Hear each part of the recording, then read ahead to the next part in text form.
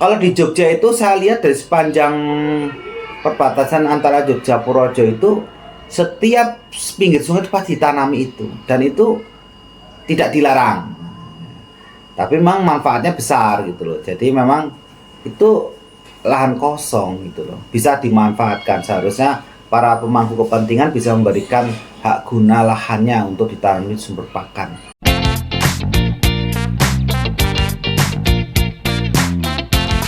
Assalamualaikum warahmatullahi wabarakatuh, sahabat ternak, khususnya ternak sapi dan kambing. Selamat datang di channel saya, Queen Farm Cilacap. Mohon maaf, ini sudah lama tidak bikin konten karena memang kesibukan pekerjaan yang tidak bisa ditinggalkan. Pada saat kali ini saya akan membahas terkait salah satu konten ya. Mudah-mudahan dapat memotivasi para generasi muda, khususnya para peternak untuk melakukan peternak ya, untuk memulai usaha peternak.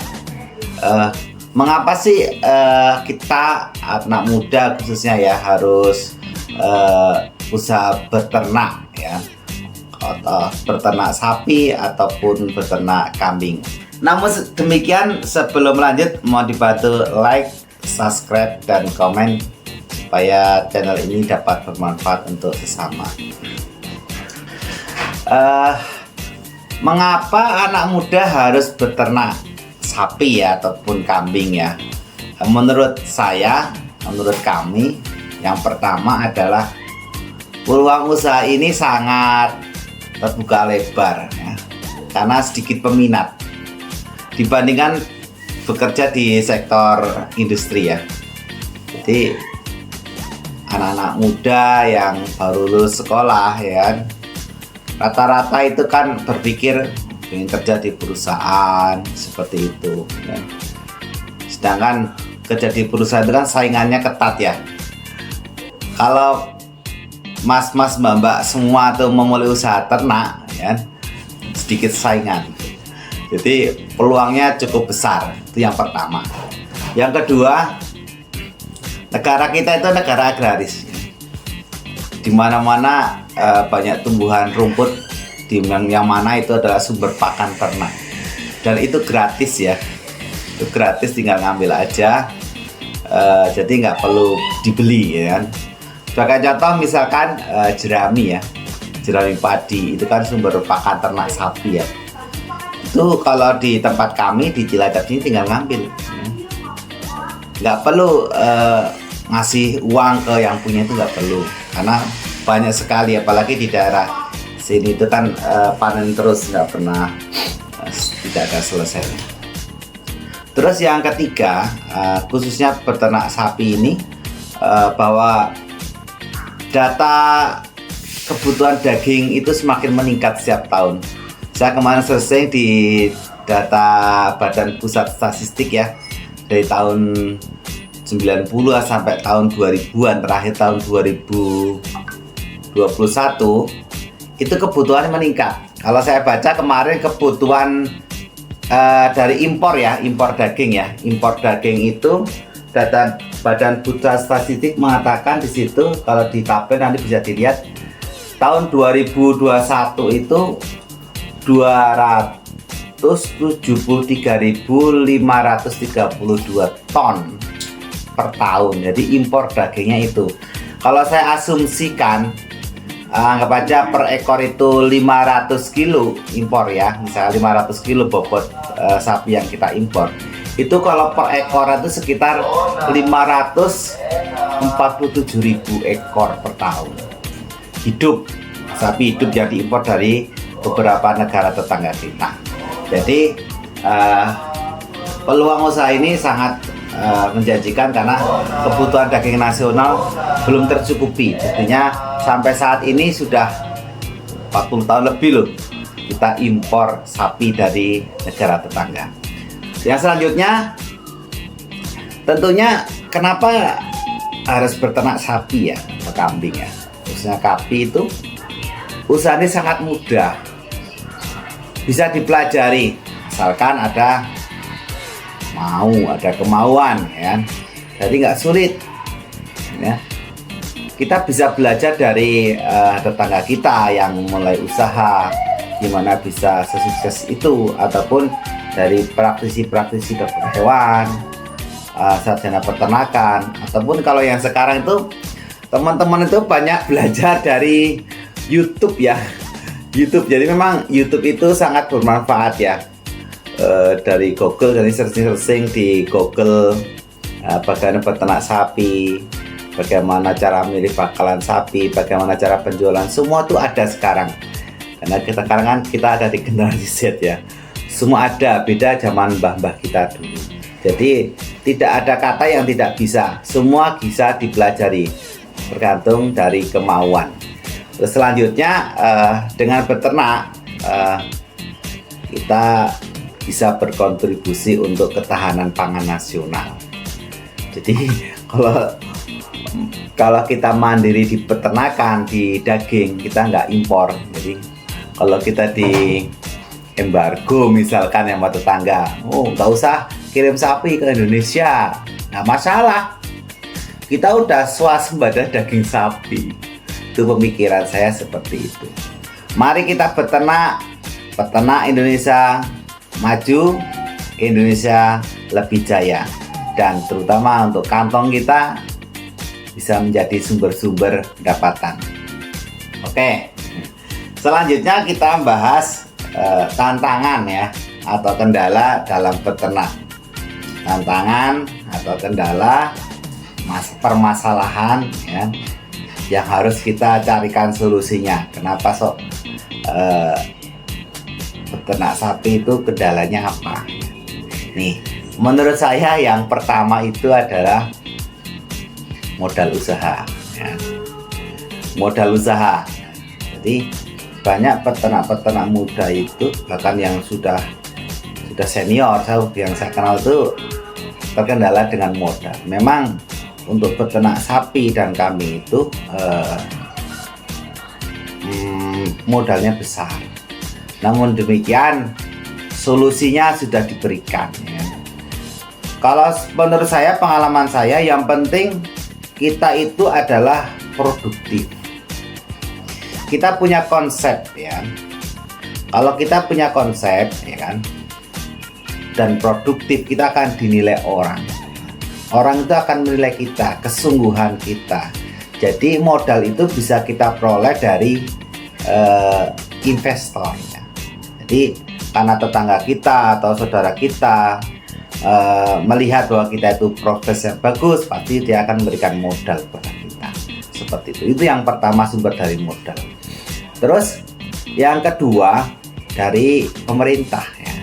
Dari pemerintah itu yang saya tahu itu, pemerintah sudah mengucurkan kredit mikro ya. Beberapa macam kredit lah. Yang paling murah ya menurut saya itu yaitu KUR, kredit usaha rakyat, yang disalurkan melalui bank pemerintah, bank BUMN. Silakan diajukan, bisa sebagai modal awal. Terus jangan lupa yang namanya orang mulai beternak itu, apalagi newbie ya, baru mulai dari hal yang terkecil. Jangan piara langsung besar. Misalkan kalau sapi ya piara 1 atau 2 ekor. Kalau kambing juga seperti itu ya. Mulai dari kecil, karena semakin besar modalnya besar juga ya. Makanya dari yang terkecil, nanti lambat laun akan menjadi besar seperti itu. Yang kedua tantangannya adalah kurangnya ilmu peternakan. Jadi tidak mau belajar. Saran saya, kalau ini bertanyalah ya. Gabung kepada grup komunitas peternak di beberapa media sosial itu, Instagram, Facebook, ya, Twitter, itu sudah ada grup ya, grup khusus peternak. Jadi bisa sharing pengalaman di situ. Selain itu juga bisa bertanya kepada orang-orang yang sudah senior, tetangga kita, orang yang kita kenal, atau kepada para praktisi dokter hewan ya. Jadi kita harus tahu ilmunya dulu. Kalau kita beternak itu tidak tahu ilmunya, ibaratnya itu seperti kita mau berperang tapi nggak bawa senjata. Jadi ya pasti kalah seperti itu ya. Jadi harus banyak belajar dan jangan berputus asa. Terus tantangan kedua adalah kendala lahan ya. Kendala lahan untuk buat kandang dan menanam rumput. Apalagi di daerah perkotaan ya, yang lahannya sangat sempit. Jadi memang lahan itu menjadi suatu keharusan. Mau di mana kandang yang dibuat, kan pastinya butuh lahan seperti itu. Dan juga kalau ingin peternakan kita itu sustain ya, berlanjut, kita paling tidak harus punya lahan untuk pakan, sumber pakan. Kalau yang sekarang bicara itu bank pakan, kita harus punya bank pakan untuk keberlangsungan peternakan kita. Jadi kalau kendala lahan, kalau di kita ya kan, kita harus bekerja sama dengan beberapa orang yang punya lahan. Kalau di Cilacap, katakanlah yang terluas itu punyanya perhutani. Kita kerjasama dengan perhutani sebagai hak guna usaha untuk ditanami sumber pakan, bank pakan. Dan juga kalau saya lihat di daerah mana itu, di daerah Jogja ya, di daerah Jogja itu saya lihat bagus ya. Mungkin nanti bisa dicontoh di daerah-daerah lain. Memang secara aturan memang nggak boleh, tetapi untuk meningkatkan produksi peternakan, banyak lahan-lahan kosong itu harus kita gunakan. Dan itu dikuasai oleh beberapa perusahaan, misalkan PT Kereta Api ya. Sepanjang rel kereta api itu kanan kiri dibuat tanaman sumber pakan peternakan. Jadi bisa komunikasi dengan PT Kereta Api atau dengan Dinas PSDA, sumber daya sungai dan pengairan itu loh. Jadi di badan sungai, di atas sungai itu kan ada kayak tanggul-tanggul itu biasanya tidak dimanfaatkan. Kalau di Jogja itu saya lihat dari sepanjang perbatasan antara Jogja Purworejo itu setiap pinggir sungai itu pasti ditanami itu, dan itu tidak dilarang. Tapi memang manfaatnya besar gitu loh. Jadi memang itu lahan kosong gitu loh, bisa dimanfaatkan. Seharusnya para pemangku kepentingan bisa memberikan hak guna lahannya untuk ditanami sumber pakan. Dan banyak lagi kayak kalau di Cilacap itu ada Holcim itu juga lahannya luas juga. Pertamina lahannya luas. Silakan bisa berkolaborasi dengan pemangku kepentingan yang punya lahan kosong, lahan tidur. Eman-eman tidak dimanfaatkan dengan maksimal seperti itu. Terus kendala lagi untuk beternak ya. Terkadang itu kita itu membeli bibit misalkan bakalan sapi ya, itu mahal di pasar itu mahal.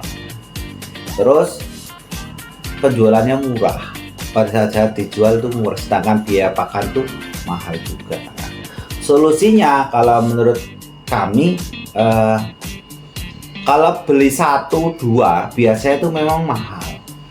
Kalau di kami khususnya di wilayah Cilacap ada namanya komunitas peternak sapi di Jayakusuma ya. Jadi komunitas itu anggotanya saya pantau itu sekitar 40-an itu para peternak ya. Pada saat beli, biasanya di Indonesia ini kan yang surplus sapi itu kan di daerah Jawa Timur ya. Kita balik ke daerah Jawa Timur, ke timur lah, atau ke Lampung gitu kan, beli skala banyak. Beli banyak sama beli dikit pasti harganya beda. Kalau saya sendiri, pengalaman saya untuk beli sapi bakalan di daerah sini sama di daerah Jawa Timur itu bisa, kalau kita bisa pinter menawar, itu bisa selisihnya 2 juta per ekor. Sungguh, saya pernah melakukan itu. Makanya kalau beli ya bareng-bareng gitu, seperti itu ya. Jadi itu penjualan juga seperti itu. Penjualan kita harus bisa kalau bisa yang peternak itu ya menjual tuh langsung ke pembeli ya, jangan lewat calo. Kalau jual lewat calo juga akan sebagian akan dinikmati oleh calon. Maka dari itu dipikirkan dari penjualan juga supaya kita mendapatkan keuntungan yang cukup lumayan seperti itu. Nah, terkait bibit ya, saya sudah pernah mengusulkan di komunitas Wijaya Kusuma itu di Cilacap. Sebaiknya kita punya komunitas breeding. Jadi peternak sapi yang khusus breeding. Ya, nanti hasil perdetnya itu dijual kepada para peternak di wilayah Cilacap juga, untuk khususnya untuk peternak fattening atau pengemukan. Jadi tidak usah dijual ke pasar, karena kembali lagi kalau dijual ke pasar perdetnya pasti juga akan jual murah, apalagi kalau petani itu butuh uang pasti segera mau dijual seperti itu.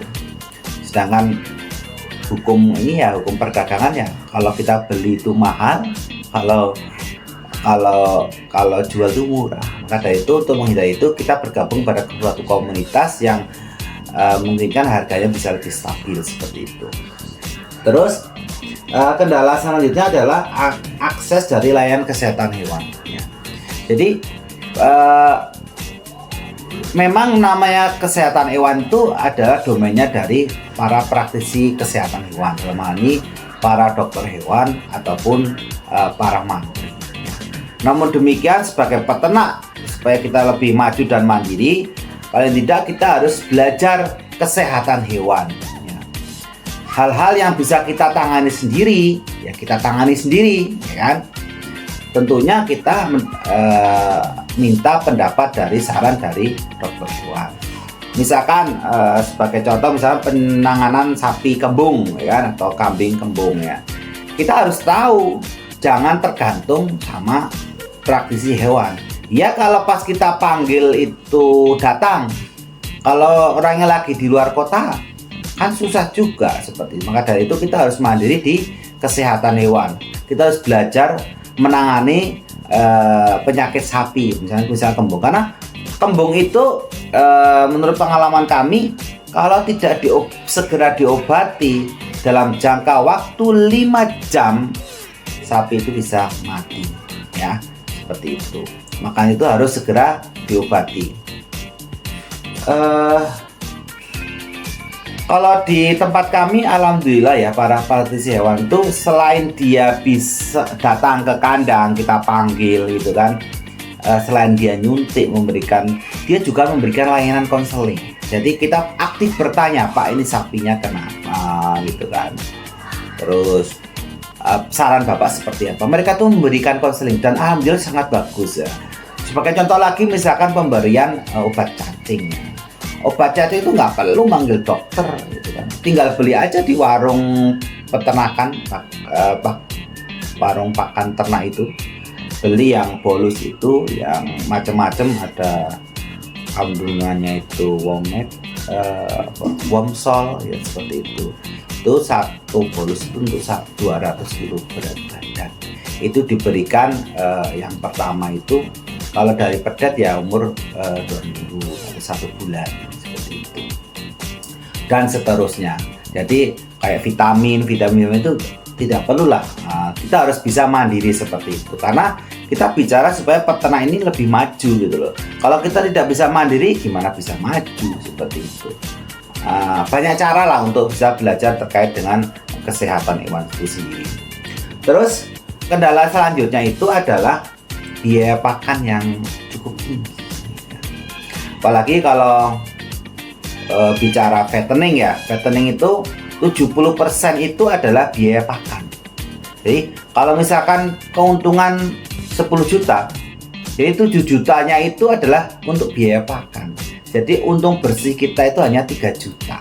Itu adalah teori ilmiah yang bisa dipertanggungjawabkan. Bagaimana kita supaya kita itu untungnya 70%, biaya 30%? Ada banyak cara. Yang bagaimana? Ya ini tadi terkait dengan biaya pakan. Kita harus menekan biaya pakan. Kita harus bergabung dalam komunitas ya kan, komunitas peternak sapi. Nah, nanti ada adminnya. Coba tebak, kalau kita itu beli 1 kintal sama beli 2 kintal, kira-kira lebih murah mana? Kan lebih murah 2 kintal kan, 2 ton, lebih banyak lagi seperti itu. Jadi kuncinya adalah kita harus kolaborasi. Beli pakan jangan ngecer. Kita tergabung dalam koperasi atau komunitas, jadi kita bisa menekan biaya pakan seperti itu. Dan juga kalau kita tadi pengalaman kami ya, misalkan fattening ya, fattening itu misalkan sapi itu hanya butuh 13% protein kebutuhannya setiap hari. Jadi kita bisa mencari tanaman-tanaman rumput yang kadar proteinnya segitu. Kalaupun kurang, kita bisa kasih sedikit konsentrat seperti itu. Jadi itu bisa dapat menekan biaya pakan. Saya pernah punya sapi ya, saya titipkan ke petani ya. Karena petani itu saya titip cuma 2 ekor. Jadi hampir tidak ada biaya pakan. Jadi karena dia itu hanya merumput ya, mencari rumput. Jadi ngarit, bahasa orang desa itu ngarit ya. Saya lihat memang saya pernah ke sana itu pakannya bagus ya. Misalkan daun singkong. Daun singkong itu bagus ya. Tetapi perlu diketahui namanya pakan daun singkong itu harus dilayukan terlebih dahulu. Sebelum dikasihkan tuh dilayukan terlebih dahulu. Tujuannya untuk mengurangi racun sianida yang ada di pohon singkong itu dan sebagainya. Jadi untuk menekan biaya pakan paling tidak ya beli pakan yang lebih murah seperti itu. Apalagi sekarang nih dedek itu sekarang sampai 5.000 ya. Konsentrat itu 4.300 lah, polar 4.300an gitu. Jadi lagi tinggi-tingginya nih biaya pakan nih ya. Karena efek El Nino mungkin ya. Jadi panennya mundur sehingga biaya pakannya naik. Ini para peternak sapi pengemukan agak menjerit nih. Mungkin bisa didengar oleh para pemangku kepentingan seperti itu. Yang terakhir, banyak para peternak mula itu sangat ambisius. Ambisius peternak sapi tahu untungnya besar. Peternak sapi butuh kesabaran dan ketekunan.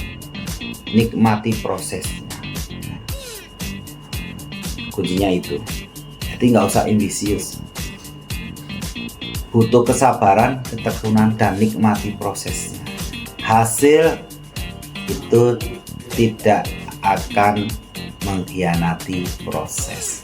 Sekian dari kami, Queen Farm Cilacap. Semoga channel ini dapat memotivasi para generasi muda untuk